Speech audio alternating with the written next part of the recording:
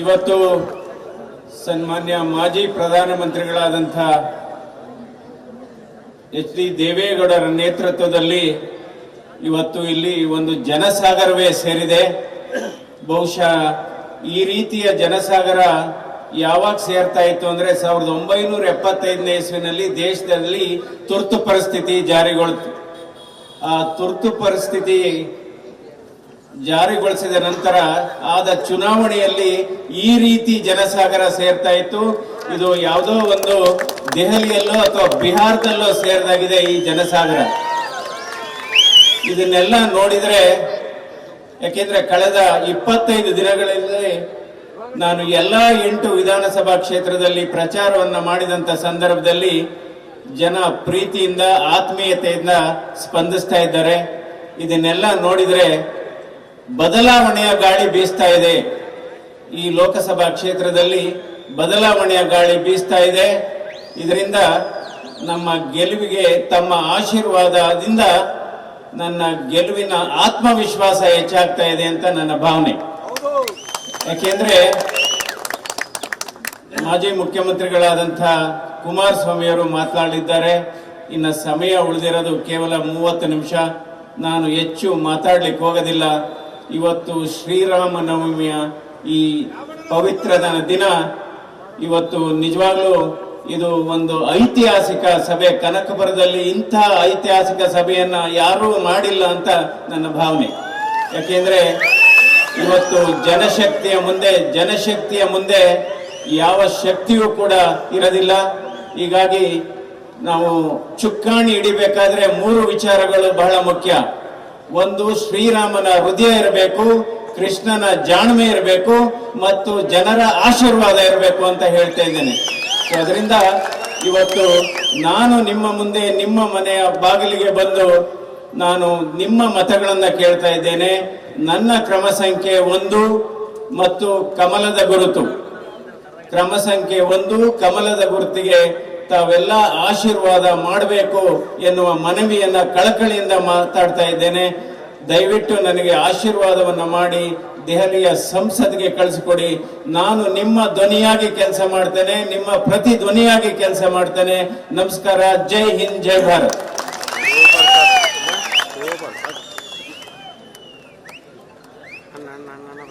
ಸಭೆ ಉದ್ದೇಶ ಮಾತನಾಡಿದಂತ ಸಿ ಮಂಜುನಾಥ್ ಸರ್ಗೆ ವಂದನೆಗಳು.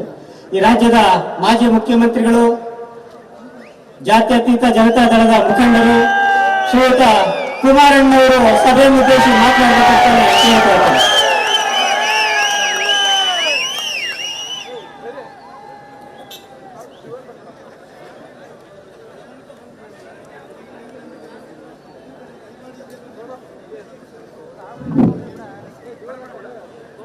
ಇದೇ ತಿಂಗಳು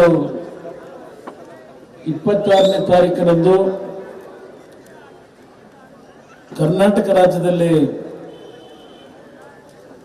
ಮೊದಲನೇ ಹಂತದಲ್ಲಿ 14 ಲೋಕಸಭಾ ಕ್ಷೇತ್ರಗಳ ಚುನಾವಣೆಯ ಮತದಾನದ ಹಿನ್ನೆಲೆಯಲ್ಲಿ ಇವತ್ತಿನ ದಿನ ಬೆಂಗಳೂರು ಗ್ರಾಮಾಂತರ ಲೋಕಸಭಾ ಕ್ಷೇತ್ರದ ಅಭ್ಯರ್ಥಿಗಳಾಗಿರ್ತಕ್ಕಂಥ ಭಾರತೀಯ ಜನತಾ ಪಕ್ಷ ಮತ್ತು ಜಾತ್ಯತೀತ ಜನತಾದಳದ ಮೈತ್ರಿ ಅಭ್ಯರ್ಥಿಯೂ ಆಗಿರ್ತಕ್ಕಂಥ ಡಾಕ್ಟರ್ CN ಮಂಜುನಾಥ್ ಅವರ ಪರವಾಗಿ ನನಗೆ ರಾಜಕೀಯವಾಗಿ ಜನ್ಮವನ್ನು ಕೊಟ್ಟಂತ ಈ ನನ್ನ ತಂದೆ ತಾಯಿಂದಿರ ಸಹೋದರ ಸಹೋದರಿಯರ ಮುಂದೆ 1996 ಇಲ್ಲಿಗೆ 28 ವರ್ಷಗಳಾಗಿದೆ. ನನಗೆ ರಾಜಕೀಯವಾಗಿ ಜನ್ಮ ಕೊಟ್ಟಂತ ಕನಕಪುರ ಲೋಕಸಭಾ ಕ್ಷೇತ್ರ ನನ್ನ ಹೃದಯದಲ್ಲಿ ಶಾಶ್ವತವಾಗಿ ಇರ್ತಕ್ಕಂಥದ್ದು ಕನಕಪುರ ಲೋಕಸಭಾ ಕ್ಷೇತ್ರ ಅಂತಕ್ಕಂಥದ್ದನ್ನ ಸ್ಮರಿಸಿಕೊಳ್ಳುತ್ತಾ ಇವತ್ತಿನ ಕಾರ್ಯಕ್ರಮದಲ್ಲಿ ವೇದಿಕೆ ಮೇಲೆ ನಮ್ಮ ರಾಷ್ಟ್ರೀಯ ಅಧ್ಯಕ್ಷರೇನಿದ್ದಾರೆ ಕನಕಪುರದ ಮಹಾಜನತೆ ಸನ್ಮಾನ್ಯ ದೇವೇಗೌಡರ ಬಗ್ಗೆ ಅತ್ಯಂತ ಅಭಿಮಾನ, ಪ್ರೀತಿ, ವಿಶ್ವಾಸವನ್ನ ಇಟ್ಕೊಂಡಿರ್ತಕ್ಕಂಥ ಸಾವಿರಾರು ಕುಟುಂಬಗಳು ಈ ಒಂದು ಕನಕಪುರ ಕ್ಷೇತ್ರದಲ್ಲಿ ಇದೆ ಅಂತಕ್ಕಂಥದ್ದು ನಮ್ಮೆಲ್ಲರ ನೆನಪಿನಲ್ಲಿದೆ. ದೇವೇಗೌಡರ ಕಷ್ಟದ ದಿನಗಳಲ್ಲಿ ಅವರಿಗೆ ಎಲ್ಲ ರೀತಿಯ ಆಶೀರ್ವಾದ ಮಾಡಿರ್ತಕ್ಕಂಥವ್ರು ನೀವು. ಇವತ್ತು ವೇದಿಕೆ ಮೇಲೆ ಯೋಗೀಶ್ ಅವರಿದ್ದಾರೆ, ಅವರು ಮಾತನಾಡಿದ್ದಾರೆ. ಅಶ್ವಥ್ ನಾರಾಯಣ ಅವರಿಗೆ ನಿಮ್ಮನ್ನು ಉದ್ದೇಶಿಸಿ ಮಾತನಾಡಿದ್ದಾರೆ. ಡಾಕ್ಟರ್ ಮಂಜುನಾಥ್ ಅವರು ತಮ್ಮ ಮತವನ್ನ ಕೇಳಿ ತಮ್ಮಲ್ಲಿ ಮನವಿಯನ್ನು ಸಲ್ಲಿಸಿದ್ದಾರೆ.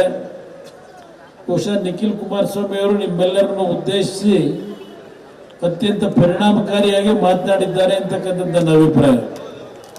ಜೊತೆಗೆ ಮಂಜುನಾಥ್ ಅವರಿದ್ದಾರೆ, ನಮ್ಮ ಮಾಗಡಿ ಕ್ಷೇತ್ರದ ನನ್ನ ಸ್ನೇಹಿತರು.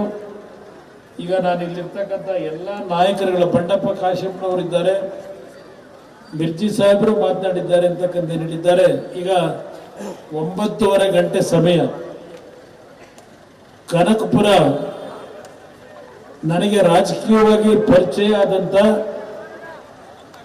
ದಿನವನ್ನ ಇವತ್ತು ನನಗೆ ನೆನಪನ್ನ ಮಾಡಿಕೊಡ್ತಾ ಇದ್ದೀರಿ. ಇಲ್ಲಿ ನಡೆದಿರ್ತಕ್ಕಂಥ ಈ ಒಂದು ಜನಸ್ತೋಮ ನಾನು ಪ್ರಥಮವಾಗಿ ಹೇಳಲಿಕ್ಕೆ ಬಯಸ್ತೇನೆ. ಕನಕಪುರ ವಿಧಾನಸಭಾ ಕ್ಷೇತ್ರ ಇದು ಜನತಾದಳದ ಭದ್ರಕೋಟೆ. ಈ ಕ್ಷೇತ್ರವನ್ನ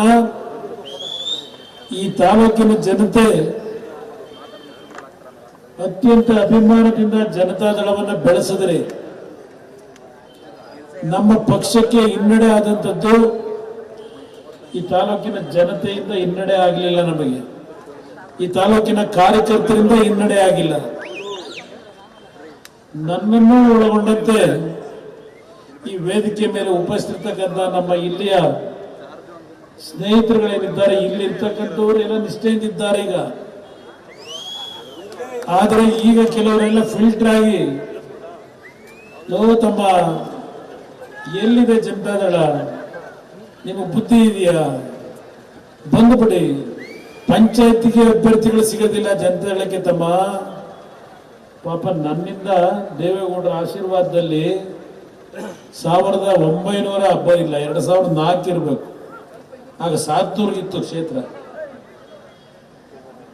ಅವತ್ತು ಅಭ್ಯರ್ಥಿ ಮಾಡಿದಾಗ ಪಾಪ ಒಂದು ಪುಟಗಟ್ಲೆ ನಮ್ಮ ನೆಂಟರಿಷ್ಟವರೇ ವಿದೇಶದಲ್ಲಿ ನನಗೆ ಇಷ್ಟು ದುಡ್ಡು ಕೊಡ್ತಾರೆ ಚುನಾವಣೆ ನಡೆಸಲಿಕ್ಕೆ ಅಂತೇಳಿ ಪಟ್ಟಿ ತಂದು ಕೊನೆಗೆ ನನ್ನ ತಲೆ ಮೇಲೆ ಕಟ್ಟಂತ ಮಹಾನುಭಾವ ದೇವೇಗೌಡರು ನಮ್ಮನ್ನೇನಾದ್ರೂ ಬೈಕೊಳ್ಳಿ. ಪಾಪ ಚನ್ನಪಟ್ಟಣದ ನನ್ನ ಕಾರ್ಯಕರ್ತರನ್ನ ಕೊಂಡ್ಕೊಳ್ಳಿಕ್ಕೆ ಪಾಪ ಅಲ್ಲೇ ಹಣದ ತೈಲಿ ಹಿಡ್ಕೊಂಡು ಅಲ್ಲೇ ಮನೆ ಮಾಡ್ಕೊಂಡು ಕೂತ್ಬಿಟ್ಟವ್ರಿಗೆ. ನಿಮ್ಮಂತ ಪುಣ್ಯಾತ್ಮರು ಬೆಳೆಸಿದಂತ ವ್ಯಕ್ತಿ ನಿಮ್ಮನ್ನ ಕೈ ಬಿಟ್ಟು ಅಲ್ಲೋ ಕೂತಿದ್ದಾನೆ ಚನ್ನಪಟ್ಟಣದ ನಮ್ಮ ಕಾರ್ಯಕರ್ತರನ್ನ ಕೊಂಡ್ಕೊಳ್ಳಿಕ್ಕೆ. ಲೋತಮ್ಮ ಕೇಳೋ ಅಂತಾರೆ ಪಾಪ. ಅವ್ರ ಮಾತುಗಳು ಕೇಳಿದ್ರೆ, ದೇವೇಗೌಡರ ಬಗ್ಗೆ ಬಳಸಿರ್ತಕ್ಕಂಥ ಪದ ಕೇಳಿದ್ರೆ ಇವರೆಲ್ಲ ಮುಂದೆ ಏನೇನು ಆಗ್ತಾರೆ ಅಂತಕ್ಕಂಥದ್ದನ್ನ ಇವತ್ತು ಶ್ರೀರಾಮನವಮಿಯ ದಿನವನ್ನು ಆಚರಣೆ ಮಾಡಿ ದೇವರ ಪ್ರಾರ್ಥನೆ ಸಲ್ಲಿಸಿ ಬಂದಿದ್ದೇನೆ. ಕೆರಗೋಡಿನ ಶ್ರೀರಾಮನವಮಿಯ ಒಂದು ಸಂದರ್ಭದಲ್ಲಿ ಶ್ರೀರಾಮಚಂದ್ರನಿಗೆ ಪೂಜೆ ಸಲ್ಲಿಸಿ ಬಂದು ಮಾತನಾಡ್ತಾ ಇದ್ದೇನೆ. ಇವತ್ತು ನಿಮಗೆ ಅನ್ಯಾಯ ಮಾಡಿದ್ದೇವೆ. ಕನಕಪುರದ ನನ್ನ ಕಾರ್ಯಕರ್ತ ಬಂಧುಗಳಿಗೆ ನಮ್ಮೆಲ್ಲರಿಂದ ಅನ್ಯಾಯ ಆಗಿದೆ. ಪ್ರಥಮವಾಗಿ ನಿಮ್ಮೆಲ್ಲರಲ್ಲಿ ಕ್ಷಮೆಯನ್ನು ನಾನು ಕೋರಲಿಕ್ಕೆ ಬಯಸ್ತಾ ಇದ್ದೇನೆ. ನಾನು ನನ್ನಿಂದ ಅನ್ಯಾಯ ಆಗಿರ್ತಕ್ಕಂಥದ್ದು ನಾನು ಮಾಡಬೇಕು ಅಂತ ಮಾಡಿದವನಲ್ಲ. ಈ ಕ್ಷೇತ್ರದಲ್ಲಿ ನೀವು ಪಟ್ಟಿರ್ತಕ್ಕಂಥ ಕಷ್ಟ, ಈ ಪಕ್ಷವನ್ನು ಉಳಿಸ್ಲಿಕ್ಕೆ ನೀವು ಪಟ್ಟಿರ್ತಕ್ಕಂಥ ಹಿಂಸೆ, ಇದೆಲ್ಲವನ್ನ ನಾನು ನೋಡಿದ್ದೇನೆ. 1999